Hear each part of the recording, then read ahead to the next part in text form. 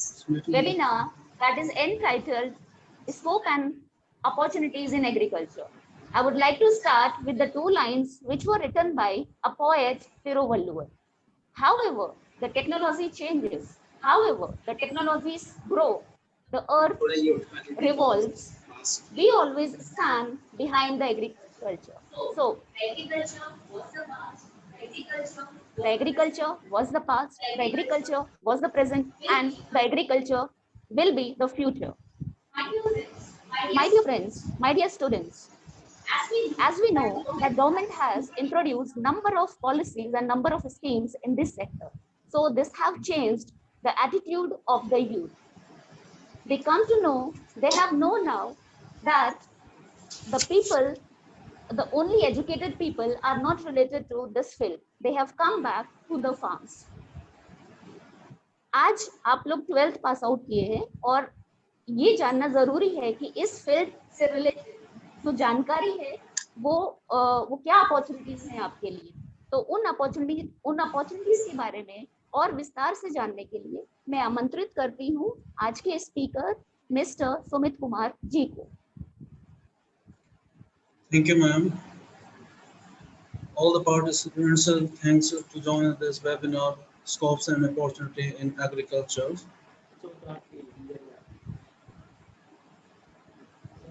Everybody know my voice is clearly.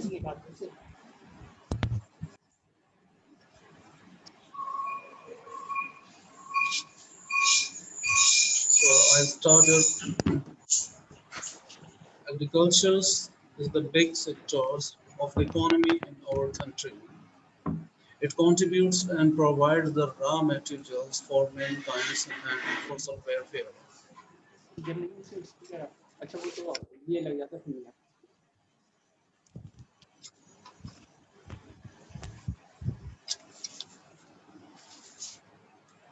So, in our country, the sector represent the 65% of the population is depend on the directly and indirectly on agriculture, as well as the agriculture that represent in the pandemic is the COVID-19 is very useful supporting to in our nation. Firstly, we know understood the objective of agriculture. What's the objective of agriculture and why we applied for the agriculture and what's the role in agriculture in our nation. Basically, the agriculture is the part of the ecosystem in our nature. The various kind of the objectives are like number one, we have discussed, earn the profit and with the profit is the maximum and well satisfaction of the humankind. अगर हम agriculture scope को agriculture को adopt करते हैं या उसमें हम survive करते हैं तो हमें ज़्यादा से ज़्यादा पॉसिबिलिटी होती है अपने नेचर के साथ जुड़ने की और साथ ही साथ उसमें होने वाले अर्निंग की उसमें होने वाली हमारी इकोनॉमी की जो हमें सपोर्ट करती है हमारे स्टैंडर्ड ऑफ लिविंग को बेटर करने में। थोड़ा लाउड नहीं बोलो। Next one is the okay to know about to make the effort of the more income and standard of living. जितनी ज़्यादा से ज़्यादा हम उसमें अर्निंग करते हैं एग्रीकल्चर से रिसोर्सेज को यूज करके उतनी ही ज़्यादा हमारी इकोनॉमी भी डेवलप होती है और साथ ही साथ हमारा रहन सहन के तरीके भी डेवलप होते हैं।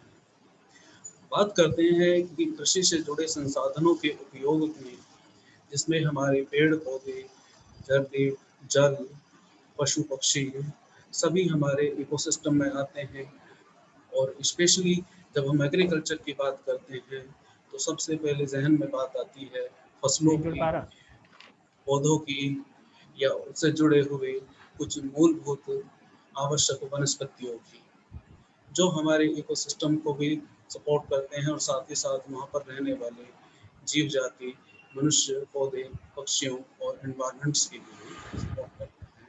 तो जो एग्रीकल्चर है बेसिकली ये एक बहुत बड़ा टर्मिनोलॉजी है बहुत बड़ी एक सेक्टर है जिसमें हमें बहुत सारी चीज़ें सीखने को मिलती हैं, जानने को मिलती हैं।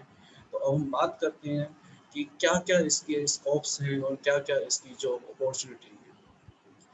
So let's start the webinar's topic, scopes and opportunity in agriculture fields and sectors.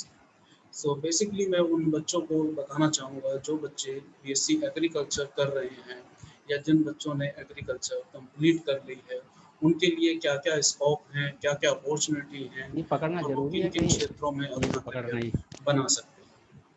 तो सबसे पहले हम बात करते हैं प्राइवेट सेक्टर्स की कि प्राइवेट सेक्टर्स में क्या-क्या जॉब अपॉर्चुनिटी हैं हो गया। और हम क्या-क्या जॉब हासिल कर सकते हैं। So हाँ basically, तो the गए private आगे। sectors having the large industry for agriculture field, which candidate is a passer of the BSc chemistry नहीं AG is करा। able to join private industry for the various kind of the responsibilities. अच्छा मेरे पे ही कर दिया उन्होंने। इसमें जो हमारी सुन responsibilities तो है, सकती है। basically जब हम चलो। private sectors की बात करते हैं, तो कोई भी इंडस्ट्रीज हो तो मैं अब उसके उधर कुछ बैठ जाता हूँ, मूलभूत स्तंभ होते हैं कोई दिक्कत जिन नहीं। पर वो चलती है। नंबर एक कि जो भी कंपनी कोई प्रोडक्ट बनाती है या उस प्रोडक्ट की क्वालिटी को इम्प्रूव करती है, तो कच्चा माल वो खरीदती है, फिर उसके बाद उसके रूप को परिवर्तित करती है और उसके बाद वो बाजार में उसको बेचती है। तो यहाँ पर बीएससी एजी स्टूडेंट जो पास कर चुके हैं, ये जो पास कर रहे हैं, उनके लिए जानना ज़रूरी होता है कि कौन-कौन सी कंपनियां हैं, वो क्या-क्या प्रोडक्ट बनाती है और वो कौन-कौन सी जॉब उसमें अचीव कर सकते हैं। तो कंपनियां सबसे पहले कच्चा माल खरीदती है या उत्पादित करती है, उसके बाद उसकी प्रोसेसिंग करती है और उसके बाद वो उसकी पैकेजिंग करके कंज्यूमर तक पहुंचाती है। तो इसमें बात आती है नंबर वन, सेल। कंपनी जो भी प्रोडक्ट बनाती है उसके लिए एक डिपार्टमेंट बनाती है जो सेल को हैंडल करता है। तो उसके लिए बहुत कैंडिडेट्स की ज़रूरत पड़ती है, उसके लिए डिफरेंट डिफरेंट ट्रेनिंग कराती है बच्चों की। और उसके बाद टेरिटरी मैनेजर्स, ये सब लोग क्या करते हैं, ये बाज़ार में जाके एक अपना सर्कल क्रिएट करते हैं, एक सीरीज क्रिएट करते हैं ताकि वो अपने माल को ज़्यादा से ज़्यादा लोगों में बेच सकें।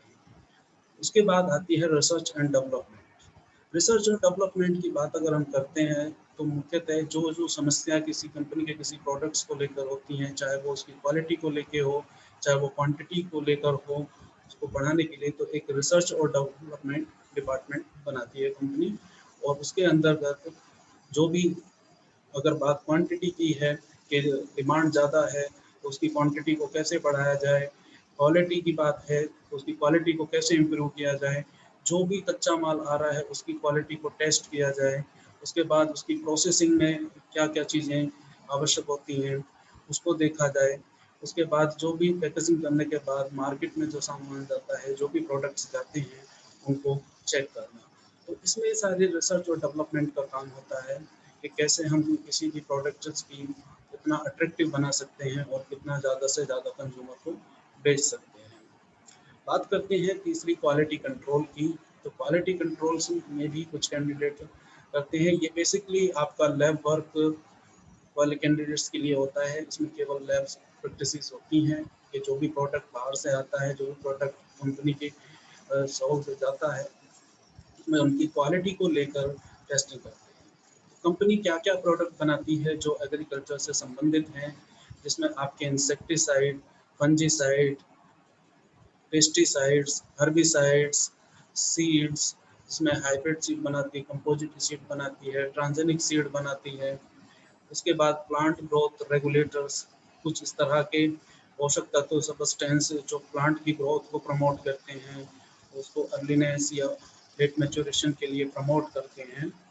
Fertilisers, machinery tools and machine.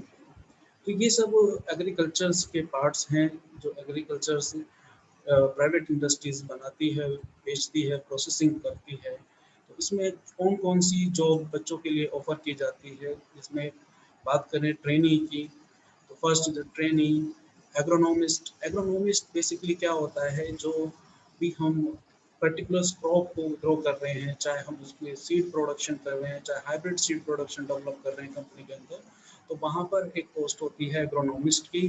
तो कैंडिडेट उसके लिए भी अप्लाई कर सकते हैं। उसकी जिम्मेदारियां ये होती हैं कि जो भी लैंड है वहाँ पर जिस प्रकार की भी कल्टीवेशन हो रही है वो एक अच्छी क्वालिटी की सीड प्रोड्यूस करे और उसके लिए जो भी ज़रूरत है, चाहे वो उसकी लाइन को मेंटेनेंस करने की बात हो, चाहे उसके प्रोडक्ट्स को मैनेज करने की बात हो, वो सारी चीज़ें एक एग्रोनॉमिस्ट की रिस्पॉन्सिबिलिटी होती है।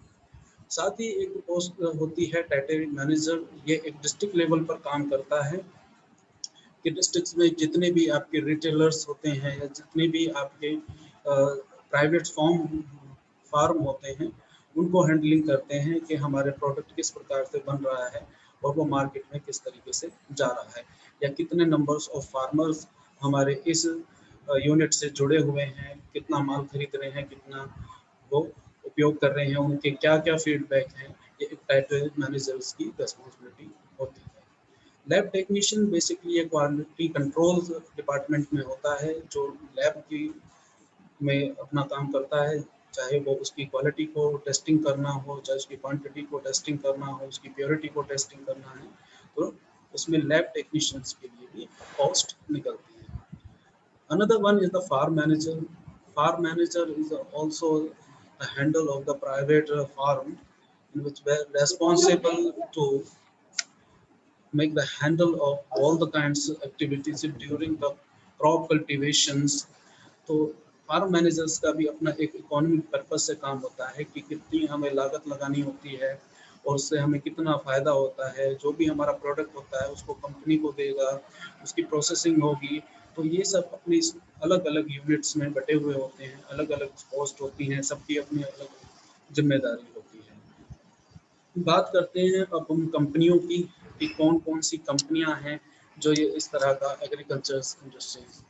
तो सबसे पहले हम बात करते हैं कुछ इंडियंस प्राइवेट कंपनी की, जिसमें बात आती है आपकी दयाल दयाल कोऑपरेटिव लिमिटेड, जो हमारा फर्टिलाइजर्स के लिए काम करता है, सीड प्रोडक्शन के लिए काम करता है, इंसेक्टिसाइड, वीडीसाइड, फंजीसाइड, हर्बिसाइड्स, इस तरह के प्रोडक्ट्स को मार्केट में उतारता है। बात करते हैं crystal, Shriram, Nagarjuna, ITC, Mahindra, Tata Agrico, ये सभी कंपनियां इंडियन हैं और ये सभी का काम इसमें हर्बिसाइड, इंसेक्टिसाइड, फंजीसाइड, वीडीसाइड्स और सीड प्रोडक्शन का काम करते हैं।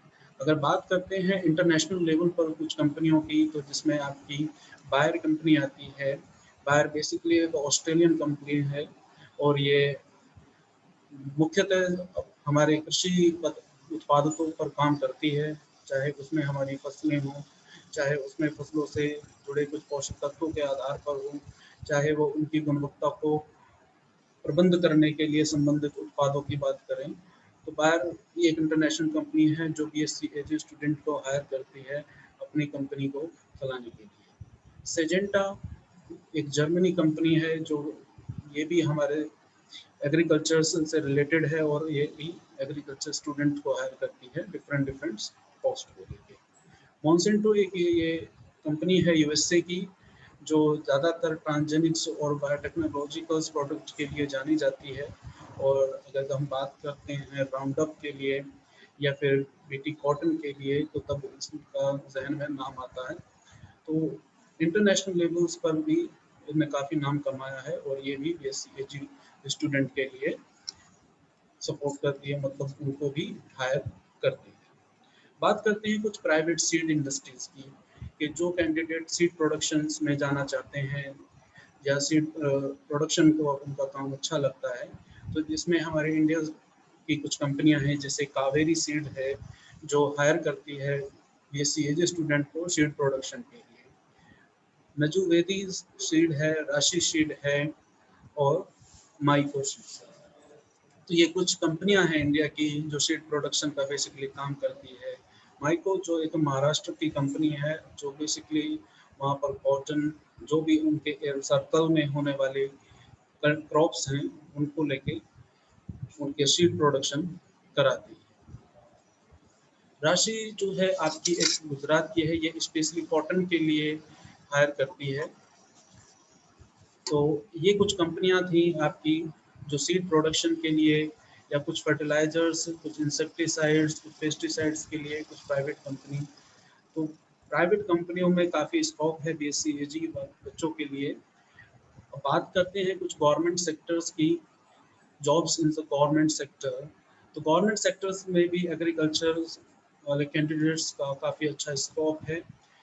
तो सबसे पहले हम बात करते हैं बैंकिंग सेक्टर की। बैंकिंग सेक्टर में जब बात करते हैं तो हमारे जहन में नाम आता है IBPS, institutional banking personal selections.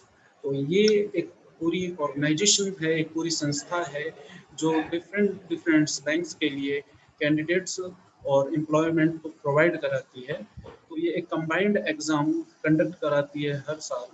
तो इसमें हमारे लिए जो बीएससी एजी वाले बच्चे हैं उनके लिए क्या क्या पोस्ट हैं, तो इसमें सबसे पहले बात करते हैं हम एग्रीकल्चर फील्ड ऑफिसर की। एग्रीकल्चर फील्ड ऑफिसर्स के लिए हर साल इसमें जॉब निकलती हैं और बच्चे अप्लाई भी करते हैं, जिसका एग्ज़ाम पैटर्न्स प्री, मेंस और इंटरव्यू के बेस पे कैंडिडेट को सेलेक्ट किया जाता है।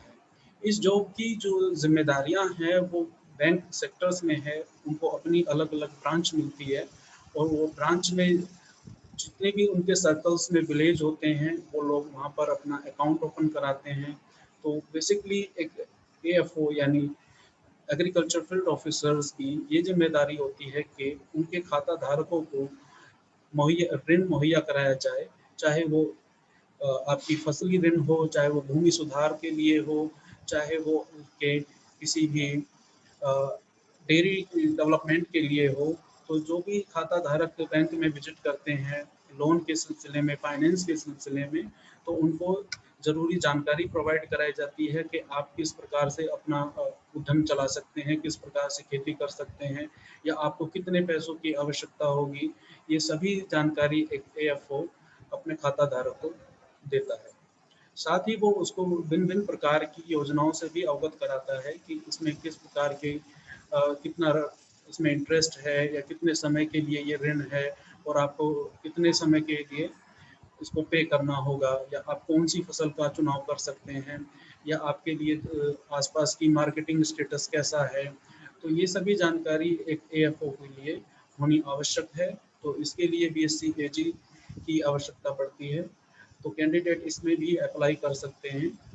बात की करते हैं आरआरबी की, regional rural bank. Regional rural bank भी एक एग्ज़ाम कंडक्ट कराता है स्पेशल ऑफिसर्स के लिए। इसमें स्पेशल ऑफिसर्स के लिए अगर हम बात करते हैं तो जाहिर सी बात है इसमें अकाउंट से रिलेटेड हो, चाहे वो टेक्निकल से रिलेटेड हो, चाहे वो एग्रीकल्चर से रिलेटेड हो, चाहे वो फाइनेंस से रिलेटेड हो, मार्केटिंग से रिलेटेड हो, तो सभी तरह के इसमें स्पेशल ऑफिसर के लिए पोस्टें निकलती हैं। तो जो बच्चे बीएससी एजी कर चुके होते हैं वो उसमें एग्रीकल्चर डिपार्टमेंट में जाते हैं और एग्रीकल्चर डिपार्टमेंट में जाके वहाँ से जुड़ी हुई किसानों जो भी वहाँ पे खाता धारक होते हैं, मुख्यतः यहाँ पर जो उनके ग्राहक होते हैं वो खाता धारक होते हैं। सबसे पहले किसी किसान को अगर लोन की आवश्यकता पड़ती है तो वो बैंक में जाता है और अपना अकाउंट खोलता है। उसके बाद वो वहाँ के एग्रीकल्चर डिपार्टमेंट बना होता है और वहाँ पर एएफओ बैठे होते हैं, स्पेशल ऑफिसर होते हैं, वो उनसे मीटिंग करता है और अपनी जितनी भी उनको पैसों की ज़रूरत होती है या ऋण की ज़रूरत होती है उनसे संबंधित जानकारी प्राप्त करता है। उसके बाद वो उनको कुछ सीमित दस्तावेजों के बारे में बताते हैं जो उन्हें प्रस्तुत करने होते हैं और उसके बाद वो ऋण किसानों तक मुहैया कराते हैं। बात करते हैं बैंकिंग क्षेत्र में एक संस्था, एक नेशनल बोर्ड की बात आती है जिसको हम नाबार्ड के नाम से जानते हैं। तो नाबार्ड क्या होता है? National board of agriculture rural development. ये एक तरह का बैंक है जो मोस्टली किसानों के लिए ही बनाया गया है और किसानों स्पेशली इसमें स्पेशल ऑफिसर्स के लिए वैकेंसी ओपन होती है। उनकी भी यही जिम्मेदारी होती है कि वो किस तरीके से कितना लोन फार्मर्स को दे सकते हैं। अगर और बात की जाए तो यूपी ट्रिपल एस सी का नाम आप लोगों ने सुना होगा, जिसको हम उत्तर प्रदेश सब कोऑर्डिनेट सिलेक्शन कमीशन के नाम से जानते हैं। और ऐसे ही अलग अलग स्टेट्स में अपनी सब कोऑर्डिनेट सिलेक्शंस कमीशंस बने होते हैं, चाहे वो उत्तर प्रदेश की बात हो, चाहे वो बिहार की बात हो, चाहे वो उत्तराखंड की बात हो। तो जितने भी अलग अलग स्टेट हैं सब अपने कोऑर्डिनेट सर्विस सिलेक्शन कमीशन बनाते हैं। तो इसमें एग्रीकल्चर्स के लिए बहुत तरह की वैकेंसियाँ निकलती हैं। जैसे अगर हम बात करें कैन सुपरवाइजर, तो मोस्टली नॉर्थ इंडिया के अंदर ये ज़्यादातर देखने को मिलता है कि कैन, चाहे नॉर्थ इंडिया की बात करें, चाहे महाराष्ट्र की बात करें, चाहे तमिलनाडु की बात करें, जिन क्षेत्रों में गन्ने की खेती व्यापक स्तर पर होती है वहाँ पर कैन सुपरवाइजर्स के लिए उन स्टेट में वैकेंसियाँ होती हैं। तो उत्तर प्रदेश की अगर हम बात करते हैं तो यहाँ पर कैन सुपरवाइजर के लिए पोस्ट निकलती है। जो एग्ज़ाम कंडक्ट कराती है वो संस्था है UPSSSC, UPSSSC, उत्तर प्रदेश सब कोऑर्डिनेट सर्विस सिलेक्शन कमीशन।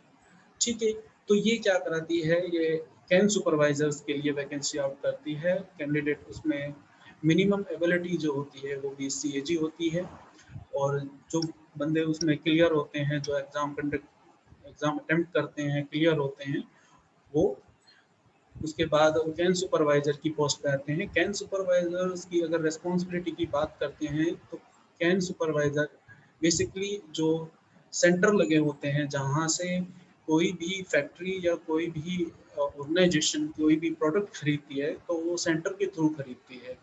तो बात अगर मील की करें, शुगर कैन मील की बात करें, तो शुगर कैन मील अपने एक रीजन्स में, एक अपने जोन में छोटे छोटे सेंटर बना के रखती है जहाँ से वो किसानों का माल खरीदती है।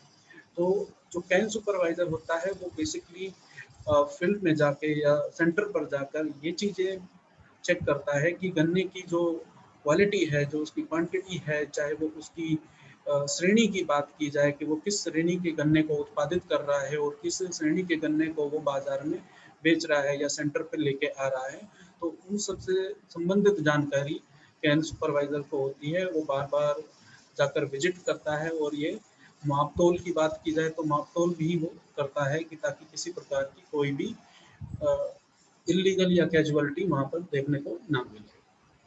बात करते हैं मंडी इंस्पेक्टर की। तो मंडी जो हमारी राज्य की कृषि मंडी होती है उसमें एक पोस्ट निकलती है, इसको भी UPSSC एग्जाम कंडक्ट कराती है। इसमें मंडी इंस्पेक्टर की पोस्ट निकलती है। तो मंडी इंस्पेक्टर की अगर हम बात करें तो मंडी इंस्पेक्टर की क्या जिम्मेदारियां होती हैं। मंडी इंस्पेक्टर जो मंडी में आए किसान अपना माल लेकर आते हैं और वो रिटेलर्स और होल सेलर्स को अपना माल बेचते हैं, तो वहाँ पर उनकी रजिस्ट्रेशन रिलेटेड, उनकी क्वालिटी रिलेटेड और उनकी मापन संबंधित समस्याओं को देखते हैं कि किसान किस तरह का माल लेकर आ रहे हैं और होल सेलर और रिटेलर उसका क्या प्राइस लगाते हैं और उसकी मापन पद्धति क्या है। उन सभी का निरीक्षण करने का कार्य मंडी समिति का होता है। बात करते हैं हॉर्टिकल्चर इंस्पेक्टर की। हॉर्टिकल्चर इंस्पेक्टर बेसिकली एक एकेडमिक जो वाली पोजीशंस है जिसको UPSSC कंडक्ट कराती है। तो हॉर्टिकल्चर इंस्पेक्टर की क्या जिम्मेदारियां होती हैं, ये आपके कृषि विभाग में बैठते हैं और उनके ज़िले से संबंधित जितनी भी हॉर्टिकल्चर एक्टिविटी है, चाहे कोई फार्मर कोई अच्छा प्रोडक्शन कर रहा है फ्लावरिंग कल्चर के फील्ड में, चाहे वो लैंडस्केपिंग के कल्चर में, चाहे ओलेरिकल्चर में या पोमोलॉजी में, तो जिस फील्ड में भी कोई फार्मर एक अच्छा कंट्रीब्यूशन देता है डिस्ट्रिक्ट लेवल पे, तो उनको उनको देखना, उनकी चीज़ों को नोटिस करना और पूरे ज़िले के अंदर जो भी एक्टिविटी है हॉर्टिकल्चर की, चाहे वो गार्डनिंग से संबंधित हो, चाहे वो लैंडस्केपिंग से रिलेटेड हो, उन सब का सर्वे करना, उन सब का निरीक्षण करना, किसी प्रकार की कोई भी कैजुअलिटी वहाँ पर ना हो, ये इसकी जिम्मेदारी होती है। बात करते हैं टेक्निकल असिस्टेंट की। तो UPSSC टेक्निकल असिस्टेंट एक पोस्ट निकालती है और इस पोस्ट पर क्या जिम्मेदारियां होती हैं, ये कृषि विभाग में बैठते हैं और किसान उनके पास पहुंचते हैं अपनी मृदा को लेकर और अपनी बीज को लेकर प्रशिक्षण कराने के लिए कि इसमें किस प्रकार की कुछ कमियां हैं, खामियां हैं या हम अच्छा उत्पादन नहीं ले पा रहे हैं। तो टेक्निकल असिस्टेंट बेसिकली कई पार्ट में काम करता है। वो वहाँ की मृदा का परीक्षण करना या वहाँ पे जो फसलों के बीज हैं, बीज की गुणवत्ता को परीक्षण करना या ब्लॉक लेवल पर जाकर किसानों की समस्याओं से संबंधित सर्वे करना, ये टेक्निकल असिस्टेंट का काम होता है। बात करते हैं कुछ हायर ग्रेड जॉब्स की। तो इसमें आपके आती है UPPCS। UPPCS मतलब कि Uttar Pradesh public service commission. इसमें कुछ बी ग्रेड्स की जॉब्स हैं, कुछ ए ग्रेड की जॉब्स हैं जो बीएससी एजी वाले बच्चे अप्लाई कर सकते हैं।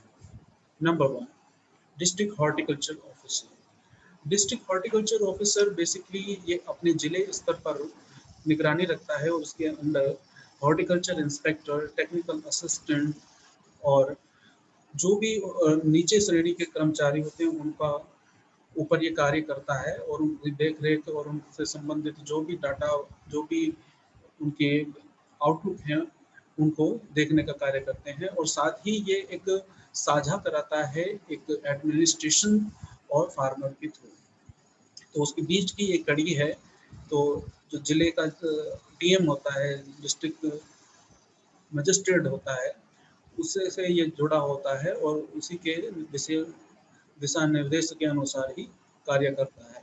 तो इनकी जिम्मे ये भी आपका एग्रीकल्चर डिपार्टमेंट में बैठता है और इनका भी यही कार्य होता है कि किसानों से जुड़ी हुई जो कोई भी समस्या है, किसान कोई नई टेक्निक अडॉप्ट करना चाहता है हॉर्टिकल्चर्स के फील्ड में, तो उनको प्रमोट करना, उनके लिए कैंपेन वगैरह चलाना, उनके लिए डेमोस्ट्रेशन करना। अगर कोई किसान अच्छा प्रमोशन एग्रीकल्चर्स में अच्छा कार्य करता है तो उसको प्रमोट करने का कार्य भी डिस्ट्रिक्ट हॉर्टिकल्चर ऑफिसर करते हैं।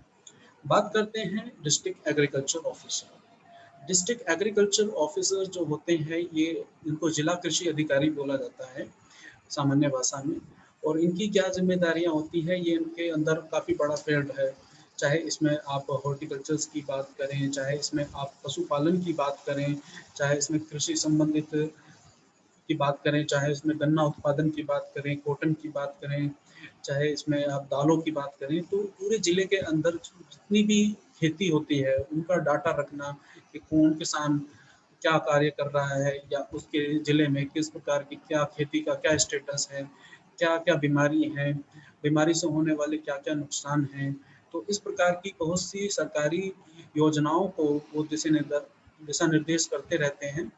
तो उस पोस्ट के लिए भी बीएससी एजी वाले बच्चे अप्लाई कर सकते हैं डिस्ट्रिक्ट एग्रीकल्चर ऑफिसर या जिला कृषि अधिकारी के लिए। बात करते हैं डिस्ट्रिक्ट शुगर कैन ऑफिसर। तो यूपीपीसीएस, ये आपके चाहे वो यूपी पीसीएस हो, चाहे बिहार पीसीएस हो, चाहे वो आपकी राजस्थान पीसीएस हो, तो ये सभी पोस्ट निकलती हैं। तो मोस्टली ये वहाँ पर ज़्यादा होती है जहाँ पर गन्ने की खेती व्यापक स्तर पे होती है।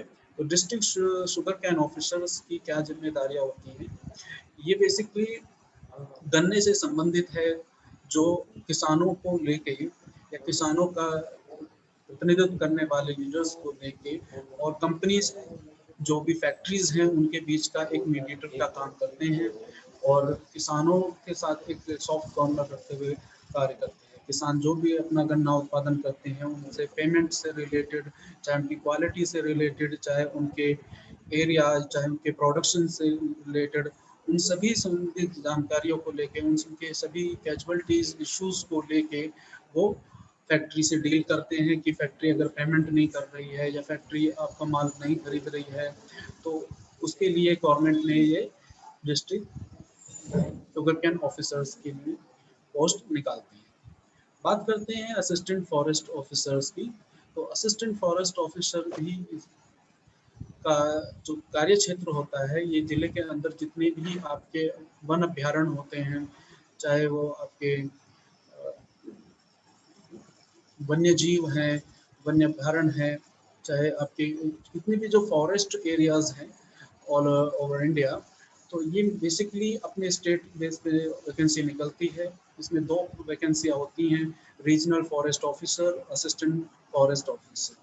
तो दोनों ही एक दूसरे के साथ मिलकर ये फॉरेस्ट से रिलेटेड कार्य करते हैं, उनका मैनेजमेंट करते हैं, वहाँ पर आने वाली किसी भी प्रकार की कैजुअलिटीज़ को मैनेज करने के लिए जिम्मेदार होते हैं। बात करते हैं सीनियर टेक्निकल ऑफिसर की। तो ये बेसिकली आपके कृषि विभाग में होने वाले सीनियर टेक्निकल्स ग्रेड के हैं, जो टेक्निकल्स असिस्टेंट या टेक्निकल ऑफिसर्स के ऊपर काम करते हैं और ये कोऑर्डिनेट करते हैं आपके चाहे डिस्ट्रिक्ट एग्रीकल्चर ऑफिसर को, चाहे ये असिस्टेंट डायरेक्टर ऑफ एग्रीकल्चर को। ठीक है, तो ये इनके बीच की एक कड़ी है, जो भी समस्याएं हैं उनको इकट्ठा करना। इनके अंडर में बहुत सारे टेक्निकल्स होते हैं और उन टेक्निकल से जुड़ी इंफॉर्मेशन को लेकर, चाहे वो कैंपेन कराना हो, चाहे फार्मर अवेयरनेस करनी हो, चाहे आप फार्मर्स की इश्यूज को हैंडल करना हो, या फिर गवर्नमेंट्स की कोई पॉलिसी हो उसको लागू करना हो, तो उसके लिए ये एक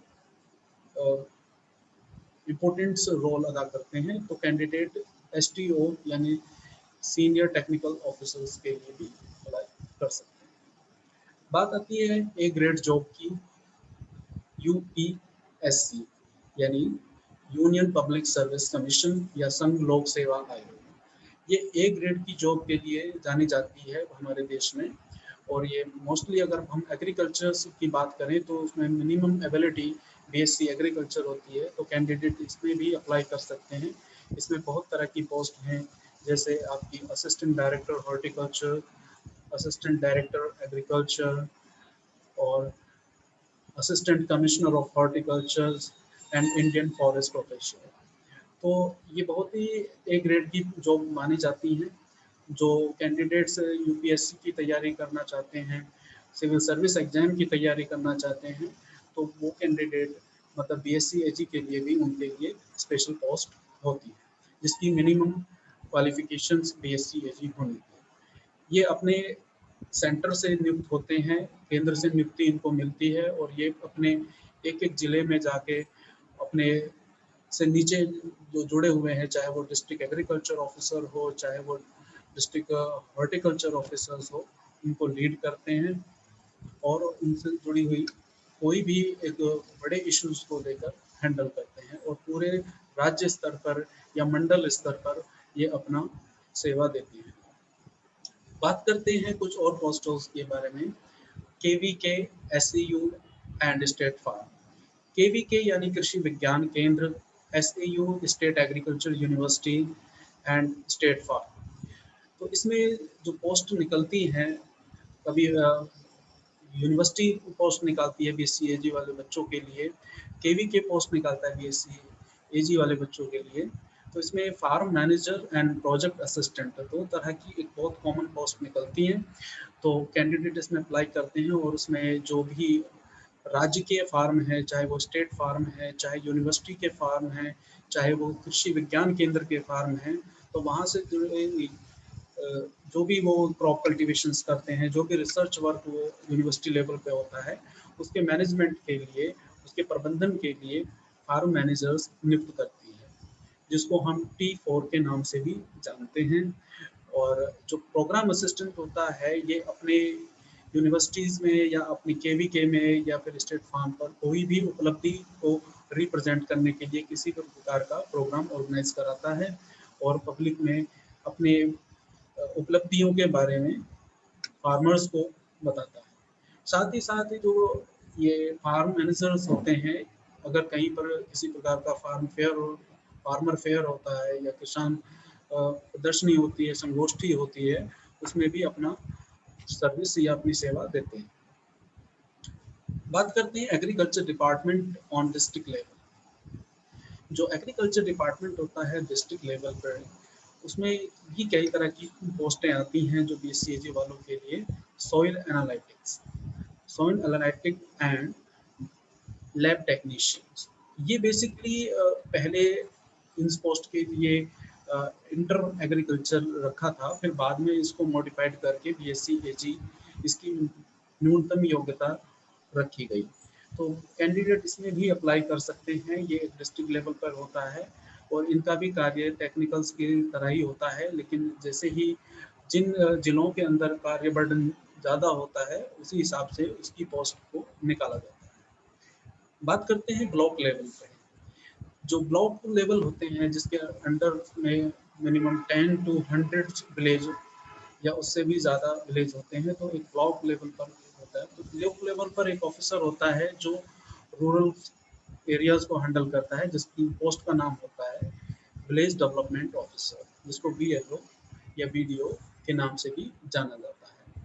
तो ये क्या करता है कि गाँव जाते हैं, और गाँव से संबंधित डाटा को इकट्ठा करना, उनकी फसल को अगर अच्छी है तो उसका डाटा लेना, अगर फसल में किसी प्रकार की कोई हानि हुई है, चाहे वो एनवायरमेंटल फैक्टर से हुई है, चाहे वो बायोटिक फैक्टर से हुई है, चाहे टिड्डियों का इफेक्ट है, तो उससे संबंधित डाटा को जुटाना और सरकार तक पहुंचाना, और सरकार की जो भी पॉलिसी है, जो भी उनकी योजनाएं हैं, उनका किसानों को तक लाभ पहुंचाना, ये विलेज डेवलपमेंट ऑफिसर्स के कार्य क्षेत्र में आता है। बात करते हैं कुछ सीड से संबंधित, तो एक ऑर्गेनाइजेशन होती है नेशनल सीड कॉरपोरेशन, राष्ट्रीय बीज निगम। तो ये संस्था मुख्यतः 2 या 3 प्रकार की पोस्ट सीड के लिए निकालती है। मुख्यतः बीएससीएजी की अगर हम बात करते हैं, तो इसमें आता है एग्रीकल्चर ट्रेनिंग और सीड इंस्पेक्टर। तो 2 तरह की इसमें पोस्ट होती है। तो एग्रीकल्चर ट्रेनिंग, जिनको ट्रेनिंग दी जाती है स्टार्टिंग में कि भाई आप बीज की गुणवत्ता को कैसे देखेंगे, बीज में किसी प्रकार की स्टोरेज में हो, चाहे वो ड्यूरिंग फील्ड में हो, तो वहाँ पर उसकी क्वालिटी को मेंटेन करना, और उस क्वालिटी को मेंटेन करने के बाद फार्मर को कैसे बेचना है या फार्मर्स को स्टॉल तक कैसे पहुँचाना है, तो इसमें एग्रीकल्चर से क्वालिफाइड कैंडिडेट की ज़रूरतें पड़ती रहती हैं। बात करते हैं अगली संस्था, food corporation of India, FCI. FCI जो 1965 में सेटअप हुई थी ड्यूरिंग ग्रीन रेवोल्यूशन, तो ये मुख्यतः आपकी फूड और ग्रेन को स्टोरेज करने का कार्य करती है। तो बीएससी एजी वाले बच्चों के लिए यहाँ पर आवश्यकता पड़ती है agri training, agri technicals and agri management की। तो इसमें जो कैंडिडेट हैं उनको सिखाया जाता है, उनको ये दिखाया जाता है कि जो भी हमारे ग्रेन हैं, चाहे वो सीरियल्स हैं, चाहे वो पल्सेस हैं, चाहे वो आपके ऑयल सीड हैं, तो उनके स्टोरेज के लिए तो वो एफसीआई मुख्यतः सीरियल्स पर ज़्यादा काम करता है, जो बाद में सरकार को या राज्य के रसद भाग को ट्रांसफ़र करता है। तो एफसीआई के अंदर भी एग्रीकल्चर्स वाले बच्चों की डिमांड आती है कि आप सीरियल्स को कैसे स्टोरेज करेंगे, या उसके स्टोरेज के लिए क्या-क्या कॉन्सेप्ट्स हैं, कैसे मैनेजमेंट करते हैं उसका, कैसे मापन करते हैं उसका, एफसीआई के अंदर कैसे फूड मटेरियल आता है, कैसे स्टोरेज होता है, और वो कैसे एफसीआई के स्टॉल से बाहर निकलता है। तो उसके लिए भी एग्रीकल्चर ट्रेनिंग पोस्ट के लिए बीएससी एजी की आवश्यकता पड़ती है। बात करते हैं कुछ फर्टिलाइजर्स कंपनीज की या फर्टिलाइजर्स ऑर्गेनाइजेशंस की। तो इसमें आपकी इफ्को और क्रिप्को 2 तरह की आती हैं, जो हमारी प्राइवेट और गवर्नमेंट सेक्टर दोनों से जुड़ी हुई होती हैं। अब ये इफ्को और क्रिप्को होती क्या है? इफ्को यानी कि Indian farmer fertiliser corporation, Kribhco यानी किसान भारती कोऑपरेटिव, यानी किसान भारती सहकारिता। तो ये क्या करती है, ये भी एग्रीकल्चर ट्रेनिंग के लिए पोस्ट निकालती है। तो जहाँ पर फर्टिलाइजर्स इंडस्ट्रीज़ हैं, जो फर्टिलाइजर्स बनाती हैं, चाहे यूरिया बनाती हैं, डीएपी बनाती हैं, एसएसपी बनाती हैं, एमओपी बनाती हैं, तो जितने प्रकार के ये फर्टिलाइजर्स बनाती हैं, तो वहाँ पर एग्रीकल्चर्स वाले बच्चों की आवश्यकता पड़ती है, ताकि वो उनकी गुणवत्ता को जाँचें, उनकी गुणवत्ता से संबंधित कोई भी किसी प्रकार की कोई कैजुअलिटी है तो उसको मैनेज करें। तो ये बात थी जॉब्स इन गवर्नमेंट सेक्टर्स। अब बात करते हैं कि जो कैंडिडेट्स जॉब नहीं करना चाहते, अपना बिजनेस स्टार्ट करना चाहते हैं, तो एग्रीकल्चर में वो कहाँ-कहाँ पर अपना बिजनेस कर सकते हैं। तो बिजनेस सेक्टर्स के लिए क्या-क्या अपॉर्चुनिटीज़ हैं? तो पहले हम बात करते हैं production and development of post harvest product. तो हम जो बीएससी पास आउट स्टूडेंट हैं, वो पोस्ट हार्वेस्ट प्रोडक्ट्स का प्रोडक्शन और डेवलपमेंट कर सकते हैं। पोस्ट हार्वेस्ट प्रोडक्ट्स क्या होते हैं? जो जो फसलें के बाद का जो यूजफुल प्रोडक्ट होता है, उसका सबसे ज़्यादा डंप होता है, सबसे ज़्यादा बेकार हो जाता है। तो उस बेकार को बचाने के लिए, उसके स्टोरेज से होने वाले लॉस को मेंटेन करने के लिए उसका फॉर्मेट चेंज किया जाता है, उसका फॉर्म चेंज कर देते हैं। जैसे अगर कोई बात करते हैं हम सीरियल्स की करते हैं, चाहे वेजिटेबल्स की बात करते हैं, या फिर हम फ्रूट्स की बात करते हैं, तो हम उसकी फॉर्मेट उसका चेंज करते हैं, जैसे जैम, जेली, मुरब्बा, मामलेट, ठीक है, केचप, इस तरह के प्रोडक्ट को हम पोस्ट हार्वेस्ट प्रोडक्ट कहते हैं। तो कैंडिडेट अगर अपना कोई बिजनेस सेटअप करना चाहता है, तो वो इस फील्ड में भी अपना हाथ आजमा सकता है। बात करते हैं सीड प्रोडक्शन एंड डेवलपमेंट की। तो जो बीएससी एजी करे स्टूडेंट हैं वो अपना सीड प्रोडक्शन भी कर सकते हैं। वो किसी भी कंपनी से डील करके अपने ही लैंड पे या कुछ लैंड जो उन्होंने लिया हुआ है कैंडिडेट ने, वहाँ पर अपना सीड प्रोडक्शन कर सकते हैं। बाद में वो कंपनी या फार्मर्स को वो सीड बेच सकते हैं। तो जो कैंडिडेट अपना सीड प्रोडक्शन में अपना हाथ आजमाना चाहते हैं वो उसमें भी आजमा सकते हैं। Personal shop of agricultural product. तो जो कैंडिडेट बीएससी एजी कंप्लीट कर चुके होते हैं तो गवर्नमेंट उनको लाइसेंस प्रोवाइड कराती है अपनी पर्सनल शॉप के लिए कि वो एग्रीकल्चर रिलेटेड जो भी प्रोडक्ट्स हैं, चाहे वो सीड है, चाहे फर्टिलाइजर्स है, चाहे वो आपके इंसेक्टिसाइड है, पेस्टिसाइड है, फंगिसाइड है, हर्बिसाइड है, नेमेटोसाइड है, ठीक है। तो वो उन सभी केमिकल्स और सीड्स और फर्टिलाइजर्स और कुछ मशीनरी टूल्स को डायरेक्ट ही फार्मर्स को बेच सकता है, कंपनी से डील कर सकता है। तो गवर्नमेंट उसके लिए लाइसेंस भी प्रोवाइड कराती है। बात करते हैं development of the tissue culture techniques. Development and tissue culture technique labs for the commercial purpose. तो जो कैंडिडेट्स टिश्यू कल्चर्स के लिए इंटरेस्टेड होते हैं कि हम टिश्यू कल्चर से मतलब ज़्यादा से ज़्यादा पौधे बनाकर हम किसानों को बेचें या कंपनी को बेचें या किसी गवर्नमेंट ऑर्गेनाइजेशन को बेचें, तो वो कैंडिडेट इस तरह का बिजनेस भी सेटअप कर सकते हैं। उसके लिए क्या होता है कि बीएससी एजी करने के बाद उनको एक 6 महीने का डिप्लोमा करना होता है। वो डिप्लोमा करने के बाद वो अपनी लैब सेटअप कर सकते हैं और कुछ यूजफुल, चाहे ऑर्नामेंटल प्लांट्स हों, चाहे मेडिसिनल प्लांट हों, चाहे आपके पीसेस प्लांट्स हों जो हमारे फॉरेन प्लांट्स हैं, उनको भी प्लांट टिश्यू कल्चर के अंदर ग्रो करके वो बेच सकते हैं। चाहे वो फार्मर को बेचना है, फार्मर को बेच सकते हैं, कंपनी को बेच सकते हैं, किसी ऑर्गेनाइजेशन को बेच सकते हैं, किसी डेवलपमेंट अथॉरिटी को बेच सकते हैं। तो वो उस क्षेत्र में भी अपना बिजनेस बना सकते हैं। बात करते हैं production and development of dairy products. तो एग्रीकल्चर सब्जेक्ट के अंदर जब हम बात करते हैं तो इसमें बहुत तरह के सब्जेक्ट देखने को मिलते हैं। तो स्पेशली जब डेयरी प्रोडक्ट की बात करते हैं तो हम एक सब्जेक्ट पढ़ते हैं डेयरी टेक्नोलॉजी या डेयरी केमिस्ट्री। तो उसमें हमें सीखने को मिलता है कि जो हम मिल्क फार्मर प्रोड्यूस करता है तो उसके प्रोडक्ट बनाना, चाहे उसमें आपका छेना हो, आइसक्रीम हो, खोया हो, रसगुल्ला हो, तो इस तरह के डेयरी प्रोडक्ट्स बनाकर डायरेक्ट कंज्यूमर को बेचने का भी आप बिजनेस कर सकते हैं। बात करते हैं ऑर्गेनिक फार्मिंग की। आजकल बहुत ज़्यादा ट्रेंड में चल रही है ऑर्गेनिक फार्मिंग।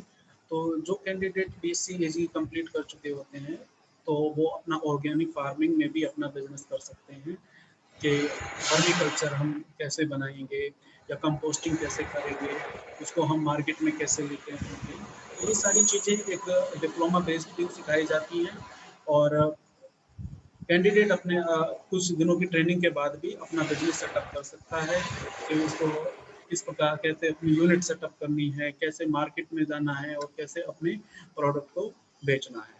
तो ऑर्गेनिक फार्मिंग में भी आप अपना बिजनेस कर सकते हैं।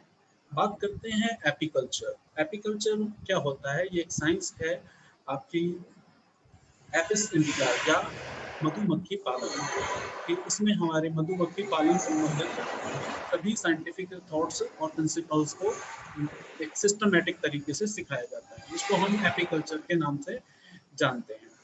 तो एपीकल्चर में भी आप अपना फील्ड बना सकते हैं या अपना कैरियर चूज कर सकते हैं। तो इसमें आप को सेलेक्ट करना होगा कौन किस प्रकार की आपको शहद चाहिए, किस प्रकार का आपको एपिस चाहिए, कहाँ से आप स्टेम लेंगे, ठीक है। तो आप अपने ही लैंड पे या आप कोई लैंड परचेज किया हो उस पे या आपने कोई रेंट पे लैंड लिया है वहाँ पर आप इस प्रकार की यूनिट सेटअप कर सकते हैं जहाँ पर आप अपनी एपिस को या आपकी हनी बी को वहाँ पर उसकी कॉलोनी डेवलप कर सकते हैं, वहाँ से उसका शहद शहद या हनी प्रोडक्शन कर सकते हैं और बाद में हम उसको अलग अलग फ्लेवर्स में मार्केट में उतार सकते हैं। बात करते हैं मशरूम कल्टीवेशंस की। तो मशरूम कल्टीवेशंस भी एक अच्छा ऑप्शन है करियर के लिए अगर आप बिजनेस करना चाहते हैं। तो इसमें जो बच्चे बीएससी एजी कर चुके होते हैं, वो अपने उनको हर फील्ड की इंफॉर्मेशन होती है एग्रीकल्चर साइंसेज की, तो वो मशरूम कल्टीवेशन भी कर सकते हैं। तो उनको ये जान, इसमें एक डिप्लोमा वगैरह होता है कि भाई मशरूम के लिए कहाँ आप डिप्लोमा करेंगे, उसके बाद कहाँ से आप स्टेन लेंगे और उस स्टेन को आप किस तरीके से कल्टीवेशन करना है, एक प्रॉपर अपने आप में सब्जेक्ट होता है और उसको किया जाता है। हाँ, मैं सभी श्रोताओं को ये बताना चाहूँगा कि अगर कोई बीच में किसी की कोई क्वेरीज हो या किसी को कुछ पूछना है या किसी का कोई डाउट्स है, तो वो अपना हैंड अप कर सकते हैं। ठीक है, तो मशरूम कल्टीवेशंस के बारे में हम बात कर रहे थे। तो मशरूम कल्टीवेशंस के लिए जो केवीके हैं, वो एक जो केवीके मतलब कृषि विज्ञान केंद्र हैं, वो भिन्न-भिन्न प्रकार की ट्रेनिंग कराते रहते हैं। हाँ, Sakshi Chauhan, your handle, WhatsApp, tell मी।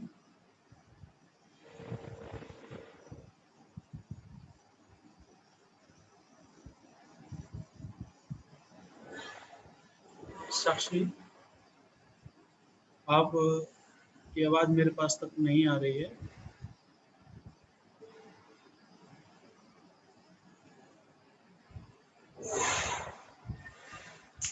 ठीक है, आप चैट के थ्रू भी अपना सवाल रख सकते हैं। अगर किसी कैंडिडेट्स को कोई डाउट्स हो, तो वो अपना व्हाट्सएप चैट के थ्रू भी बात कर सकते हैं। बात करते हैं प्रोटेक्टिव फार्मिंग की। तो प्रोटेक्टिव फार्मिंग में कैसे कैंडिडेट अपना करियर बना सकते हैं। तो जो फसलें आपकी ऑफ सीजन होती हैं या जिनकी डिमांड मार्केट में ऑफ सीजन होती है, जैसे बात करते हैं ऑनियन की, तो एक टाइम पीरियड के बाद ऑनियन की मार्केट में ज़्यादा डिमांड होने लगती है। तो आप प्रोटेक्टिव फार्मिंग को खत्म अडॉप्ट करें कर ना। सकते हैं और उसमें आप आर्टिफिशियली एनवायरनमेंट में आप अपनी क्रॉप को ग्रो कर सकते हैं और जिस टाइम आपको मार्केट से अच्छा प्राइस लेना है, उस समय उसको बेच सकते हैं। तो ये एक प्रोटेक्टिव फार्मिंग कॉन्सेप्ट है। इसमें पूरी पॉली हाउस टेक्निक्स है, इसमें पूरी तरीके से एक आर्टिफिशियल एनवायरनमेंट क्रिएट किया जाता है। तो ये सभी जानकारी भी सीएजी तक दी जाती है। बाद में इनके लिए फर्दर डिप्लोमा वगैरह होते हैं, फर्दर ट्रेनिंग होती हैं। तो कैंडिडेट अवेयर रहें और वो उनको चूज करें और उनका लाभ लें। बात करते हैं हाइड्रोपोनिक फार्मिंग की। हाइड्रोफार्म हाइड्रोपोनिक फार्मिंग्स में आप कैसे कर सकते हैं। ये total soil less based farming है और इस फार्मिंग सिस्टम में क्या होता है कि एक यूनिट बनाते हैं वाटर की और उसमें मीडिया डाला जाता है और उस मीडिया में एक शिव टाइप की एक छन्नी डाली जाती है जो प्लांट को स्टेकिंग करती है और सपोर्ट करती है और उसी में पूरे के पूरे प्लांट्स को ग्रो किया जाता है। और ये आपकी इतनी अच्छी टेक्निक्स है, इसको हम प्लांट टिश्यू कल्चर टेक्निक्स भी में भी रख सकते हैं और हाइड्रोपोनिक को इसमें कर सकते हैं, क्योंकि टिश्यू कल्चर एक वेल क्वालिफाइड एम्प्लॉयमेंट्स की ज़रूरत पड़ती है जिसमें जिसकी हैंडलिंग सबसे अच्छी होती है, उसी कैंडिडेट को हायर करते हैं। तो ये उसकी कॉस्ट को बढ़ाती है। तो इसमें क्या है, हाइड्रोपोनिक्स में इतनी ज़्यादा क्वालिफाइड एम्प्लॉय की ज़रूरत नहीं होती है। तो इसमें केवल एक सस्टेनेबल चैनल्स मीडिया यूज़ किया जाता है, जो मीडिया बार बार बदल दिया जाता है। तो उसमें आप हाइड्रोपोनिक्स फार्मिंग की भी ट्रेनिंग ले सकते हैं। तो इसके लिए बहुत सारी ऑर्गेनाइजेशंस हैं जो इन प्रकार की ट्रेनिंग कंडक्ट कराती है समय समय पे। तो उसमें भी आप ट्रेनिंग लेकर अपना बिजनेस सेटअप कर सकते हैं। बात करते हैं production development of the medicinal aromatics and ornamental plant. तो जहाँ तक बात है ऑर्नामेंटल और मेडिसिनल प्लांट की, जो कि आज के टाइम में काफ़ी डिमांड्स है। मेडिसिनल की बहुत ज़्यादा डिमांड है, जो फूड प्रोसेसिंग की है, जो कुछ फार्मास कंपनी है जो डिमांड करती है, जो आयुर्वेदिक कंपनियां हैं वो डिमांड करती हैं कि आप हमें रॉ मटेरियल प्रोवाइड करेंगे। तो can be see any past candidate इस प्रकार का प्रोडक्शन कर सकते हैं कि कुछ मेडिसिनल हैं, चाहे इसके बात करें एलोवेरा की है, चाहे सफ़ेद मूसली की बात करें। तो इस तरह के पौधों को भी उगाकर और उनके फल को या उनके पूरे वानस्पतिक भाग को कंपनियों को रॉ मटेरियल के लिए प्रोवाइड करा सकती है और अच्छा पैसा कमा सकती है। तो ये बात थी बिजनेस की स्ट्रीम की या बिजनेस के डिसिप्लिन की कि कहाँ कहाँ पर बीएससी एजी वाले कैंडिडेट अपना करियर चूज कर सकते हैं। अब बात करते हैं कि बीएससी एजी करने के लिए कैंडिडेट को क्या ज़रूरत होती है। तो जो स्टूडेंट अपना इंटर मैथ, बायोलॉजी, एग्रीकल्चर या मैथ बायोलॉजी दोनों सब्जेक्टों से करे होते हैं, पास किया होता है, वो बच्चे बीएससी एजी में पार्टिसिपेट कर सकते हैं, उसमें एडमिशन ले सकते हैं। तो बहुत तरह की इसमें यूनिवर्सिटियाँ एग्ज़ाम भी कंडक्ट कराती हैं, कुछ प्राइवेट यूनिवर्सिटियाँ हैं जो मेरिट बेस पे लेती हैं।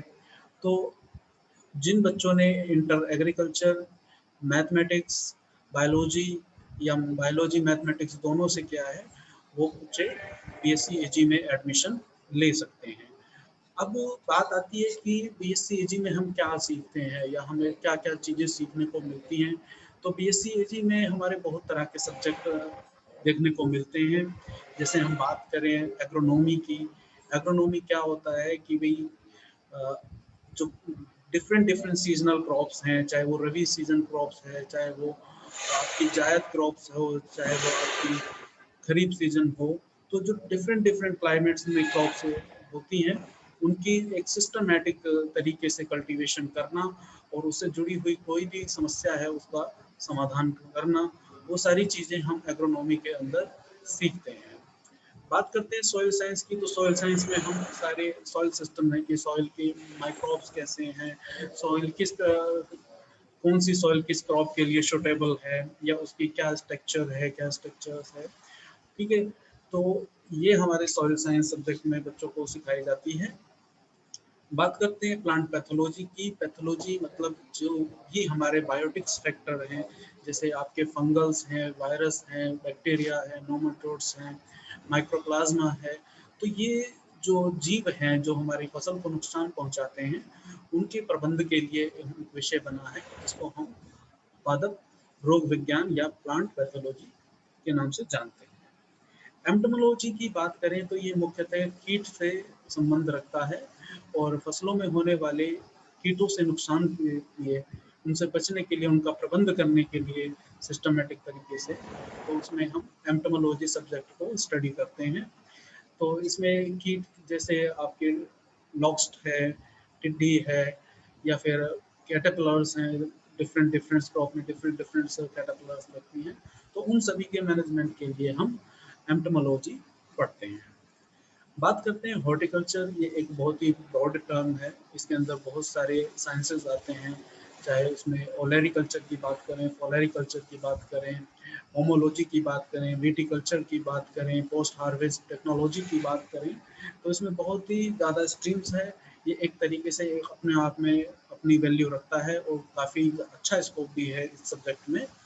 तो इनमें अलग-अलग है, चाहे आप फ्लावर्स की बात करें, फ्लावर कल्टीवेशन कैसे करते हैं, वेजिटेबल कल्टीवेशन कैसे करते हैं या फ्रूट कल्टीवेशन हम कैसे करते हैं, या जो हम फ्रूट पैदा करते हैं या वेजिटेबल पैदा करते हैं या फ्लावर हम प्रोड्यूस करते हैं, तो उनको लंबे समय तक बचा के रखने के लिए हम क्या-क्या टेक्निक्स यूज़ करते हैं, वो हम पोस्ट हार्वेस्ट टेक्नोलॉजी में स्टडी करते हैं। बात करते हैं जेनेटिक्स एंड प्लांट ब्रीडिंग की। तो जेनेटिक्स और प्लांट ब्रीडिंग क्या होता है, ये हमारा एक उन्नत किस्म को बनाने के लिए अपने आप में एक डिपार्टमेंट है। इसमें कोई भी प्रॉब्लम्स हो, चाहे वो बायोटिक फैक्टर से हो, चाहे वो एबायोटिक फैक्टर से हो, चाहे क्वालिटी की बात करें, चाहे क्वांटिटी की बात करें, तो उनको इम्प्रूव करने के लिए, उसमें सुधार करने के लिए, तो जो नस्लों में सुधार किया जाता है या जो वैराइटीज़ के अंदर चेंजेस किए जाते हैं, वो जेनेटिक्स एंड प्लांट ब्रीडिंग यानी डीएनए लेवल पर जो भी चेंजेस किए जाएंगे, वो आपके genetics and plant breeding department के अंदर आते हैं, ताकि हमारी कम कॉस्ट में ज़्यादा उत्पादन देखने को मिले। Extension education. एक्सटेंशन एजुकेशन अपने आप में एक सब्जेक्ट है जो सभी सब्जेक्टों से कोरिलेट करता है। इसमें जितने भी एग्रीकल्चर स्ट्रीम हैं, डिसिप्लिन हैं, चाहे एग्रोनॉमी हो, हॉर्टिकल्चर हो, जेनेटिक्स हो, चाहे आपका सॉइल साइंस हो, तो वो सभी सब्जेक्ट से रिलेटेड करता है। और बेसिकली इस सब्जेक्ट का काम जो भी यूजफुल इंफॉर्मेशन होती है बेसिकली फार्मर के लिए या फिर किसी ऑर्गेनाइजेशंस के लिए या फिर अपने स्टूडेंट के लिए, तो ये केवल जानकारी को प्रसारित करने का कार्य करता है, तो इसको हम एक्सटेंशन एजुकेशन के नाम से जानते हैं। तो इसके अंदर हम कैसे अपनी पर्सनैलिटी को डेवलप करेंगे, कैसे हम फार्मर से डील करेंगे, कैसे हम ऑर्गेनाइजेशन से डील करेंगे और कैसे हम अपनी बात को दूसरे तक रखते हैं या कैसे हम एक दूसरे से कम्युनिकेट होंगे। उसके लिए क्या-क्या टूल्स हैं, क्या एक पूरे अपने आप में वो साइंस है, अपने आप में वो पूरी डिसिप्लिन है। बात करते हैं एग्रीकल्चर इंजीनियरिंग की, तो इंजीनियरिंग की जब बात आती है तो बेसिकली हम चर्चा करते हैं मशीनरी की और टूल्स की। तो जो टूल्स होते हैं जिनके थ्रू हम क्रॉप कल्टीवेशन कर सकते हैं, तो उसमें बात आती है तो एग्रीकल्चर इंजीनियरिंग में जैसे आपके पोस्ट हार्वेस्ट हैं, चाहे वो आपका ठीक है, तो इंजीनियरिंग से पर्पस हमारे ट्रैक्टर्स जो भी प्लाव वगैरह हैं वो चीज़ें हम स्टडी करते हैं और बच्चों को सिखाए जाते हैं कि कैसे हम किस टूल का इस्तेमाल किया जाए। डेयरी टेक्नोलॉजी एक अपने आप में स्पेशल सब्जेक्ट है जिसमें डेयरी से संबंधित यानी मिल्क से होने वाले जो भी प्रोडक्ट्स हैं उनकी टेक्नोलॉजी बेस्ड के कैसे उनकी प्रोसेसिंग कर सकते हैं, कैसे उनकी क्वालिटी को इम्प्रूवमेंट कर सकते हैं और कैसे उसे कंज्यूमर्स तक पहुंचा सकते हैं। हाँ पता लगेगा। बात करते हैं पोस्ट करो आप। Live stock production and management की। लाइव स्टॉक प्रोडक्शन मैनेजमेंट में केवल अब हम इसे बात फिनिश करते करो, हैं हम बोर हो जाते जो हैं। डोमेस्टिक एनिमल्स हैं, हैं? चाहे वो आपके बुफेलो हो, काऊ हो, कैटल हो, आपके कैमल हो, बीफ हो, ठीक है, और शीप है, आपकी गोट है, तो इन सब के रख रखाव के लिए, उसके मैनेजमेंट के लिए, उनकी फीड से संबंधित, उनकी डिजीज से रिलेटेड हम सारी चीज़ें live stock production and management में पढ़ते हैं। बात करते हैं प्लांट टिश्यू कल्चर और सीड साइंस एंड टेक्नोलॉजी की। तो प्लांट टिश्यू कल्चर जैसे कि आप जानते हैं कि प्लांट के टिश्यूज को लेकर कोई प्लांट तैयार करना या कोई उसका ऑर्गन्स तैयार करना प्लांट टिश्यू कल्चर कहलाता है। और इसमें हम बहुत तरह की चीज़ें यूज़ करते हैं, उसको हम मेडिसिनल सेक्टर्स में भी यूज़ कर सकते हैं। सीड साइंस टेक्नोलॉजी एक अपने आप में विषय है। सीड साइंस में हम बेसिकली ये चीज़ें सिखाई जाती है बच्चों को कि कैसे हम सीड का प्रोडक्शन कर सकते हैं, कैसे उनकी क्वालिटी को मेंटेन कर सकते हैं, कैसे हम उसको एक अच्छी गुणवत्ता वाली बीज को किसानों को दे सकते हैं, उनके क्या-क्या पैरामीटर हैं, कैसे किसान पहचानेंगे, तो ये सारी चीज़ें हम सीड साइंस टेक्नोलॉजी के अंदर सीखते हैं। तो मैं सभी बच्चों को ये कहना चाहूँगा कि ये हमारे स्कोप्स एंड अपॉर्चुनिटी थी एग्रीकल्चर्स में, जो कि मैंने काफ़ी डिटेल्स में आप लोगों को बताई कि प्राइवेट सेक्टर्स में क्या-क्या अपॉर्चुनिटी हैं, गवर्नमेंट सेक्टर्स में क्या-क्या अपॉर्चुनिटी हैं या फिर बिजनेस सेक्टर्स में क्या-क्या अपॉर्चुनिटी हैं। तो अब मैं आमंत्रित करना चाहूँगा डॉक्टर रघुवीर सर को कि वो अपनी कुछ बहुमूल्य बातें इस वेबिनार के अंदर रखें। Thank you.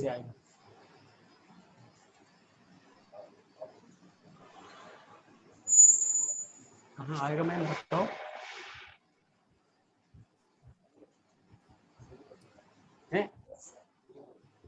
Thank you very much, Mr. Sumit Kumar. In fact, agriculture is a broad term which includes crop management, crop improvement, horticultural crop management, livestock management, fisheries management, insect, pest and disease management, soil management, irrigation management, and weed management. Mr. Sumit Kumar gave important knowledge on above subjects which are useful to our participants, particularly agricultural, biology and math students. In the last, I am thankful to all the participants, all faculties and students for spare their valuable time for attending this webinar. Thank you for all. Thank you, sir.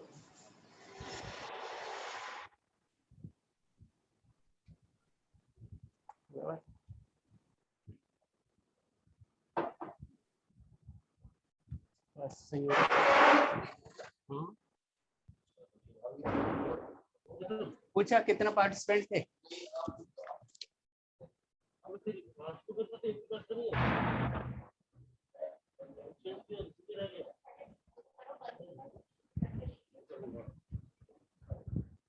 हाँ बंद